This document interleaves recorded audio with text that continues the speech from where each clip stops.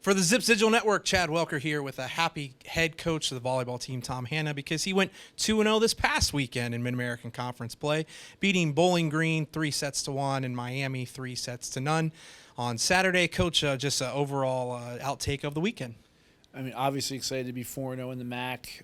For us to take 2 road wins against the teams that shared the regular season title last year that are picked to finish 1-2 in our division after beating Ball State, who's picked to win the other division. That's a pretty good set of 3 matches in a row. And doing it on the road was extra exciting. We just haven't been particularly strong at either one of those buildings the last few years, and we found a way to take care of our business and win some of the tight sets. From an individual standpoint, Alexis Adlita, Elia Karstner, Shelby Fulmer all had big days at the net, swinging and attacking from a positive note. Sure, Lex had a very good weekend. I want to say hit the low 300s.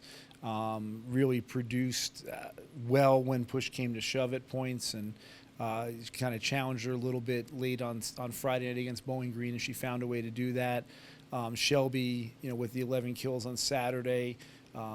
Maybe not the most forceful swings she's taken all years, but found a way to score, which was huge for us, and just creating some separation on the scoreboard, but also keeping blockers pretty honest and having to pay attention to her was nice. And he had a solid weekend again. I want to say hitting the 280, 290 range across 2 matches against 2 really good teams. So, for weeks I've been telling you about how our pins are getting better. Well, there's our 3 pins getting better. And then we've also talked about the serve receive, and obviously that had to be a positive over the course of the weekend when you take 6 out of 7 sets. Sure, passing was pretty good. A little bit of rough moments here and there against Miami. We still passed okay, a little bit short of our goal, but certainly more than enough to be having the options we need to have and stretching people defensively at the net. So not our best stuff, but certainly more than enough to get through.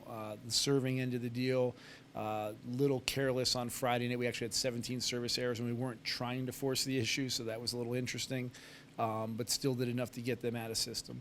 Now we get to move into this weekend. You got 2 big opponents coming into James A. Rhodes Arena. It's homecoming and family weekend here at the University of Akron. You've got Ohio on Friday night, Kent State rivalry game on Saturday.